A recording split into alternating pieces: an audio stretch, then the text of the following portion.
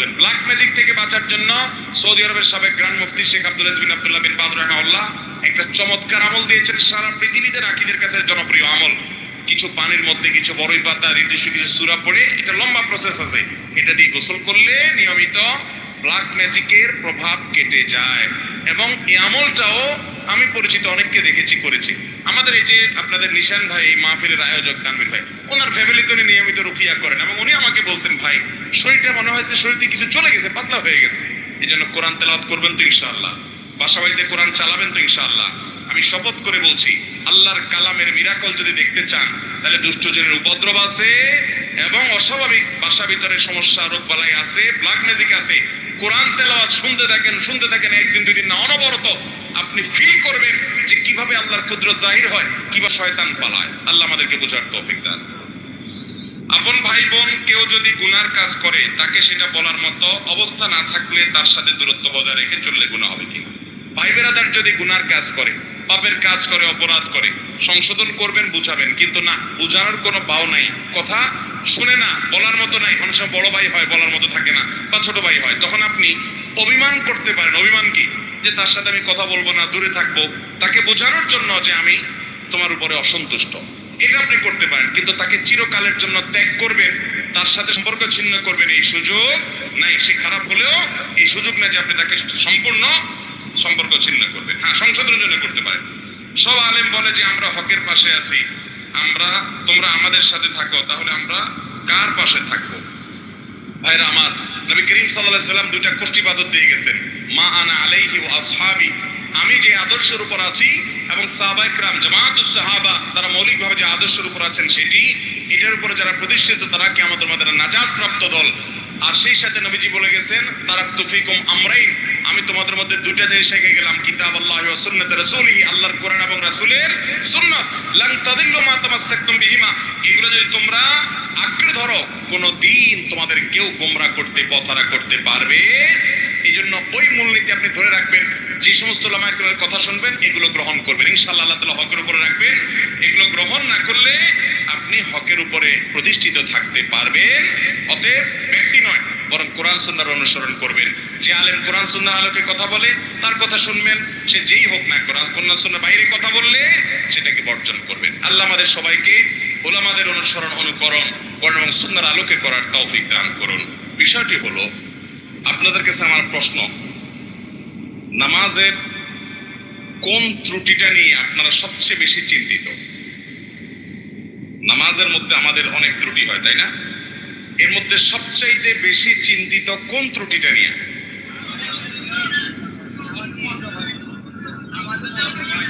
মনোযোগ হয় না, মনোযোগ থাকে না, এটা হলো সবচেয়ে বড় সমস্যা। সবাই একমত? এর চেয়ে বড় কোনটা আছে? এটাই বড় সমস্যা, তাই না? মাশাআল্লাহ, আছে। আরেকজন বলছে, বলেন তো কি আছে? তাড়াহুড়া ধরে ফেলছে, মাশাআল্লাহ। দেখেন, এটা ঠিক যে একজন মুসলমানের নামাজ সুন্দর হওয়ার জন্য দুইটা জিনিস লাগবে। কয়টা জিনিস? আমার সাথে বলতে হবে, কয়টা জিনিস লাগবে? 5 ওয়াক্ত সালাত আল্লাহর কাছে গ্রহণযোগ্য হওয়ার জন্য, সুন্দর হওয়ার জন্য, এটা জান্নাতের চাবি হওয়ার জন্য দুইটা শর্ত, দুইটা জিনিস লাগবে। একটাকে বলা হয় খুশু, আর একটাকে বলা হয় খুদু। খুশু মানে হলো নামাজের ভেতর, আর খুজু মানে হলো নামাজের বাহির। বাহির এবং ভেতর এই দুইটা যদি আপনি সুন্দর করতে পারেন, ভাইরা আমার, আপনি সেই নামাজই হতে পারবেন যে নামাজের নামাজ তাকে দুনিয়ার সকল মোহ ভুলিয়ে আল্লাহমুখী করে দেয়, যে নামাজের নামাজ তাকে জান্নাত পর্যন্ত নিয়ে ছেড়ে দেয়, যে নামাজের নামাজ তার জান্নাতের চাবির ভূমিকা অবতীর্ণ হয়, যে নামাজের নামাজ আল্লাহর সঙ্গে তার মেরাজের ব্যবস্থা করে দেয়, যে নামাজের নামাজ আল্লাহর সাথে মুনাজাত এবং কানাঘুষার তৌফিক এনে দেয়, যে নামাজের নামাজ আল্লাহর সবচেয়ে নিকটে নিয়ে যায়, সেই নামাজি হতে হলে, সেই সালাত আদায়কারী হতে হলে, সেই মুসল্লি হতে হলে দুটি জিনিস লাগবে। একটা হলো খুশু, আরেকটা হলো খুদু। একটা হলো সালাতের বাহির, আরেকটা হলো সালাতের ভেতর। আমরা সাধারণত সালাতের ভেতর নিয়ে আলাপ আলোচনা শুনি এবং সেটার গুরুত্ব যে অপরিসীম সেটা বলাই বাহুল্য। আল্লাহ কোরআনে বলেছেন 18 নম্বর পারার সূরা মুমিনুন প্রথম সূরার প্রথম দিককার আয়াতে আল্লাহ বলেছেন قد أفلح المؤمنون الذين هم في صلاتهم خاشعون। ওই ঈমানদাররা সফল হবে ভাই, ওই ঈমানদাররা সার্থক হবে যাদের সালাতের মধ্যে খুশু বা মনোযোগ থাকবে। নামাজে মনোযোগ না থাকলে সে নামাজটা নিষ্প্রাণ নামাজ, সে বিষয়ে বলাই বাহুল্য। কিন্তু আমি অন্য বিষয়ের কথা বলতে চাই, কারণ মনোযোগ নিয়ে আমরা সবচেয়ে বেশি চিন্তিত এবং মনোযোগ নিয়ে আলোচনাও কম বেশি আমরা শুনি, কিন্তু নামাজের বাহিরটা নিয়ে খুব বেশি আলোচনা হয় না। ভেতরটা আমাদের ঠিক নাই, মনটা ঠিক থাকে না, এটা নিয়ে আমরা পেরেশান আছি, সেটা ঠিক, এবং পেরেশান থাকতে হবে, সেটাকে ঠিক করতে হবে, মনোযোগটা আল্লাহর দিকে আনতে হবে, এটা ঠিক আছে। কিন্তু নামাজের বাহির নিয়ে যে আমাদের কোনো চিন্তাই নেই, অথচ দুইটার সমন্বয়ে নামাজ সুন্দর হয় এবং আমরা অনেকে জানিও না নামাজের বাহির সুন্দরের জন্য কি করতে হয়।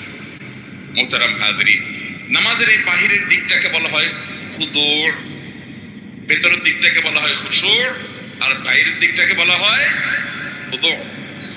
এই নামাজের খুজু যেটা বাহিরের দিক, এই দিকটা যদি আপনার ঠিক না হয়, ভালো করে কান খাড়া করে শুনে রাখেন, আপনার নামাজ পর্যন্ত বাতিল হতে পারে, নষ্ট হতে পারে, ফাসেদ হতে পারে, নামাজ হবে না, হবেই না আইনগতভাবে, ওই নামাজ আবার পড়া লাগবে। এরকমও হতে পারে যে বাহির ঠিক না থাকে।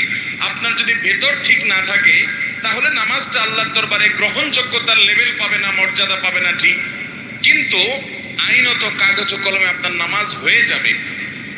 মনোযোগ যদি আপনার না থাকে তাহলে নামাজ কি ভেঙে যাবে?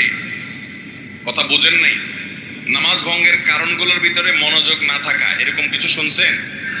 কিন্তু নামাজে তাড়াহুড়া করার কারণে, নামাজের যে খুশুর পাশাপাশি খুজু যেটা, সেই খুজু রক্ষা না করার কারণে এমনও হতে পারে যে আমার সালাত হয়ই নাই, হবেই না, আবার পড়া লাগবে, এমনও হতে পারে। কিন্তু আমরা বেশিরভাগ মুসল্লিরা এই সম্পর্কে খুব একটা আমাদের জানাশোনাও নাই, আলোচনাও নাই, সব ঘুরে ফিরে আমরা খুশুর দিকেই যাই। হ্যাঁ ঠিক, খুশু তো থাকতেই হবে, কিন্তু মনে রাখবেন, আপনি যদি খুশু 100 ভাগ ধরে রাখার চেষ্টা করেন, হয়তো 80 ভাগ, 70 ভাগ, 90 ভাগ, কেউ 50 ভাগ, কেউ হয়তো 20 ভাগ, কম বেশি এরকম আপনি খুশু ধরে রাখতে পারবেন। আপনি 100 ভাগ নামাজে মনোযোগ কখনো পরিপূর্ণভাবে ধরে রাখতে পারবেন। নামাজের মধ্যে নামাজের বাহিরের দিকে মন চলে যেতে পারে, আমাদের উচিত হলো সেটাকে সাথে সাথে ধরে নিয়ে আসা। আমাদের নবী করিম সাল্লাল্লাহু আলাইহি সাল্লাম একবার ইমামতি করছেন মসজিদে নববীতে। তিনি ইমামতি করা অবস্থাতে, আজকের মতো এত দালান কোঠালা মসজিদ তো ছিল না, ইমামতি তিনি শুরু করেছেন। সালাতের মধ্যখানে হঠাৎ একটা বাচ্চার আওয়াজ, কান্নার আওয়াজ, চিৎকার চেঁচামেচি। নবী করিম সাল্লাল্লাহু আলাইহি সাল্লামের বুঝতে বাকি থাকলো না যে কোনো বাচ্চার মা এই জামাতে পেছনে মেয়েদের কাতারে শামিল হয়েছেন, যার কারণে বাচ্চা কাঁদছে আশেপাশে কোথাও। এই বাচ্চাকে ধরার জন্য তার মা নামাজের জন্য পারছে না, সে নামাজে মাশগুল আছে। নবী সাল্লাল্লাহু আলাইহি সাল্লাম নামাজকে তুলনামূলক অন্য সময় যেরকম দৈর্ঘ্য নিয়ে পড়েন তার চেয়ে একটু কম দৈর্ঘ্য পড়ে সালাম ফিরিয়ে শেষ করে বললেন, কার বাচ্চার কান্নার আওয়াজ শুনতে পাচ্ছি, সে গিয়ে বাচ্চাকে ধরো। তাহলে এই যে নামাজের মধ্যে বাচ্চার কান্না, সেদিকে মনোযোগ নবী করিম সাল্লাল্লাহু আলাইহি সাল্লামের গেছে।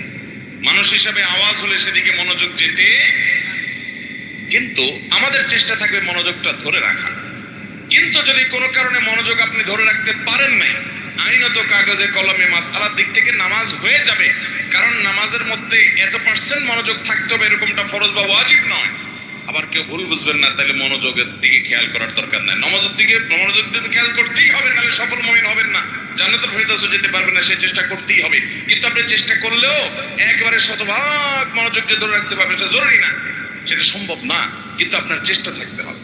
মুহতারাম হাজিরিন, নামাজের খুশুর পাশাপাশি খুজুটা যদি ঠিক না থাকে, খুজুর মধ্যে একটা লেভেল আছে, এইটুকু যদি অন্তত ঠিক না থাকে, যেটাকে বলা হয় তমানিনা ফিস সালাহ, বা নামাজের মধ্যে ইতমিনানের সাথে নামাজ পড়া, মিনিমাম ধীরস্থিরতা যতটুকু না হলে নয়, এতটুকু যদি না থাকে তাহলে আপনার নামাজই হবে না। কারণ সেটা না হলে ওয়াজিব তরক হবে, অনেক উলামাদের, অনেক ইমামদের মধ্যে ফরজ তরক হবে, যার কারণে নামাজই হবে